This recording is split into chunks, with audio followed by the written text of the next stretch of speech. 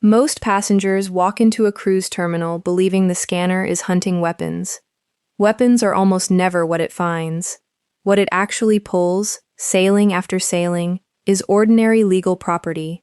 And only a small number of passengers walk back out with every piece of theirs still in the bag. Every U.S. cruise terminal runs under a filed terminal screening program whose screeners work from a prohibited items list issued by the Coast Guard. The cruise line then adds a second list of its own. Most items pulled at that belt are pulled under the second list, surrendered under a company rule mistaken for federal law, and never asked about again. That is not a guess. It is in 33 CFR, Part 105, Subpart E, in the published prohibited item pages of 9 cruise lines. In the passage contracts those lines require you to accept, and in customs regulations that apply the moment the ship comes home. The default approach, pack normally, show up, hope, is reasonable, and most of the time it works. It is also why things vanish.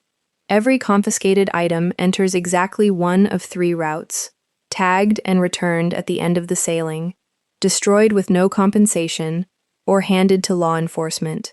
Most passengers never learn which route theirs took until the item fails to come back. And the 13th thing on this list is not an object at all. It is the few seconds that decide which route everything else takes, and it reverses the advice almost every packing video gives. The first one is about a swab. Most passengers expect an X-ray and nothing more, so the cotton pad on a wand is a surprise. That swab feeds a trace detector that reads chemical residue in seconds, and it does not distinguish between a compound and a compound that resembles it. Glycerin in hand lotion, nitroglycerin in heart medication, fertilizer on gardening gloves, all read as worth a second look. Nothing is confiscated here. You lose 10 minutes and a suitcase repacked on a folding table. Say it before they swab. I take nitroglycerin. It will be on my hands. Chemistry costs you time. The next item costs everyone behind you. The second one is about the family cooler. People bring them for baby food, medication, and drinks, which is entirely sensible. Terminals are throughput machines. Thousands must clear screening inside a fixed sailing window, and anything the X-ray cannot resolve gets a hand search, paid in minutes by everyone still queuing. Size limits are queue management, written in the language of safety. Carnival caps personal coolers at 12 by 12 by 12 inches. Bring a soft insulated bag under that, and if it holds medication, say at the belt, "This is a medical cooler. It contains prescription items." That one is resolved while you stand there. The next is decided while you are somewhere else. The third one is about the suitcase you handed to a porter. Most passengers assume it goes through the machine they just walked through. It does not. Checked bags are screened separately, after you have gone, which removes the one thing that saves a borderline item, you. A screener holding an unidentifiable object with no owner present has one option, and it is not to come find you. That is why the notice card turns up inside the case rather than at the belt. A Disney passenger photographed hers last November, telling her to keep the card as her receipt. Carry anything arguable in hand luggage. Some things are not arguable because the rule is a published number. The fourth one is about blades. People pack nail scissors, craft scissors, a dive knife, or buy a carved knife ashore. There is no judgment at the checkpoint because the threshold is published and the screener has no room around it. Royal Caribbean permits grooming scissors under 4 inches, prohibits tools over 7, holds recreational dive knives and checks them out only for organized dives, and holds ulu knives bought in Alaska until the end of the cruise. Measure before you pack, and say at the belt, "This is a dive knife. Please log it for organized dives." A number decides that. The next is decided by what the ship must do afterwards. The fifth one is about needles. Passengers carrying insulin, fertility injections, or weight loss medication often bury them in a wash bag, expecting trouble. The problem is not the needle, it is the disposal. A ship cannot put used sharps into general waste or over the side, so anything generating them must be known about on day 1 and routed to the medical center, which issues a sealed container to your cabin. Declared, it sails. Undeclared and found, it becomes a conversation you have standing up. Say, "I am carrying prescription injectables and sharps." Then phone the medical center for a container. That is what the ship discharges. The next is what it broadcasts. The sixth one is about radios. Amateur sets, marine band handhelds, and long-range walkie-talkies come aboard more often than you would think. A bridge depends on protected distress and safety frequencies, and a transmitter in a cabin 9 decks up sits inside the same antenna field as the equipment that calls for help.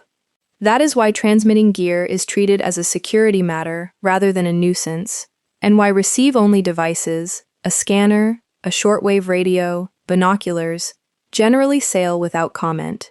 Leave transmitters at home, or write to the line's access desk beforehand and get the answer for your model in writing. That risk is invisible. The next fits in your hand and still gets missed. The seventh one is about vapes and spare batteries.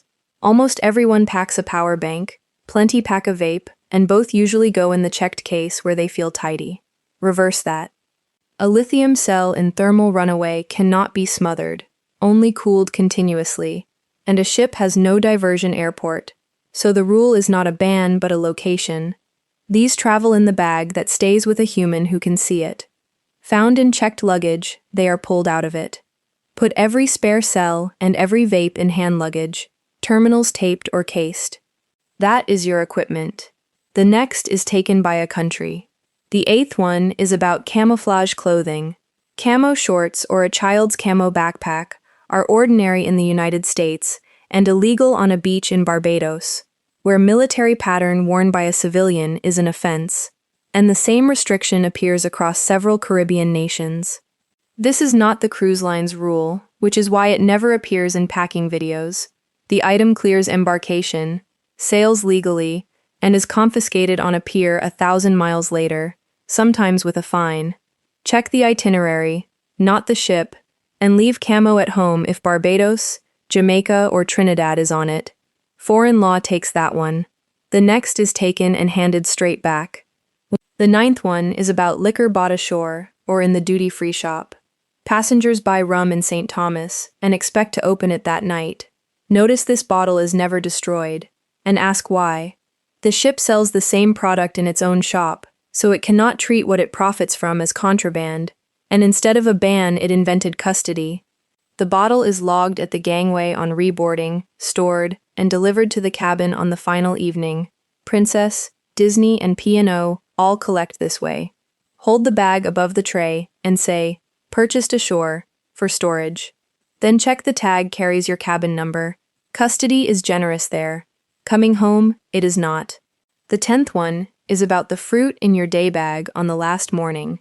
Nearly everyone carries something off, and almost nobody declares it.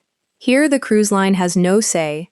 Agriculture specialists from Customs and Border Protection inspect at the U.S. port, and the penalty structure rewards the declaration itself. Declared prohibited food can be abandoned with no penalty whatsoever. Undeclared food is seized and fined, commonly $300 for a first non-commercial violation, $500 for a second, capped near $1,000. Packaged goods travel fine. Raw produce, meat, and seeds do not. Tick the agriculture box and say, "I have fruit. I would like to abandon it." That penalty runs on a clock. So does the next. The 11th one is about the receipt handed to you on day one. Everything held rather than destroyed comes back through a piece of paper, and most passengers treat it as a formality, drop it in a drawer, and disembark at 7 in the morning thinking about the airport. The item is not returned automatically. It sits in a store, matched to a name, on a contractual clock. Royal Caribbean's conduct policy states that confiscated items unclaimed within 15 calendar days are deemed forfeited and may be disposed of. On the last night, ask guest services exactly where and when collection happens at your terminal. That is property lost to paperwork. The next is lost to a border you did not know you crossed. The 12th one is about prescription medication in the wrong container. Passengers decant a fortnight of tablets into a daily organizer, which is sensible on a plane and risky on a ship because a ship visits countries. Controlled medicines that are routine in the United States are restricted or prohibited elsewhere. Codeine combinations, stimulant medication for attention disorders, some sleep and anxiety drugs, and the jurisdiction that matters is the one whose pier you are standing on. Nobody inspects your pills at embarkation. A port inspection is another matter entirely. Keep everything in the labeled pharmacy container with your name on it, carry a printed prescription list, and check each named port. Everything so far has been an object. The 13th is not. The 13th one is about a few seconds, and it explains all 12 above. The standard advice in this niche is to pack smarter, hide better, split it between bags, reverse it completely.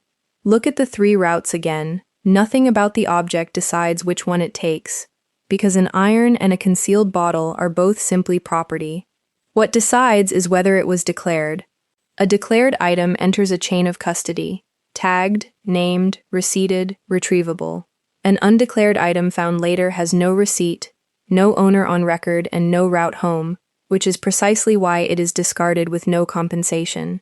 The same asymmetry is written into customs law, where declaring costs nothing and concealing costs hundreds.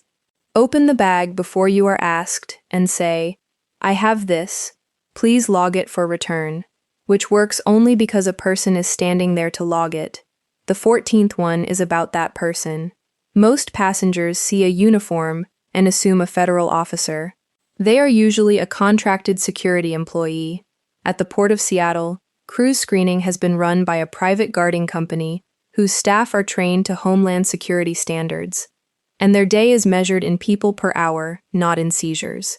That officer gains nothing from taking your steamer. They gain 15 seconds when you open the bag unasked, lay the laptop flat, and say, "I have a bottle of wine and a power bank, where would you like them?" Read the name on the badge and use it. They cannot change either list. They decide whether your item is logged for return or simply goes away. A cruise terminal enforces 2 lists at once. One is physics and law, fire, lithium chemistry, radio spectrum, a border, another country's statute, and that half is fixed, identical on every line, negotiable by nobody in the building. The other is company policy, and company policy is administrative, which means it runs on records, a tag, a name, a receipt, a clock. Passengers who cannot tell the halves apart lose property to rules they believe are law. Passengers who can pack around the first half, get themselves into the paperwork of the second, and walk off with everything they walked on with. Ask one question of every item in your case. Is this rule protecting the ship or protecting a record? That alone turns the terminal from a lottery into a process. Next, the ship inside the ship, the suite decks on Icon of the Seas, and what those keycards actually buy, and subscribing is how that one reaches you first. 2 lists govern that pier. Only one of them was written by the Coast Guard,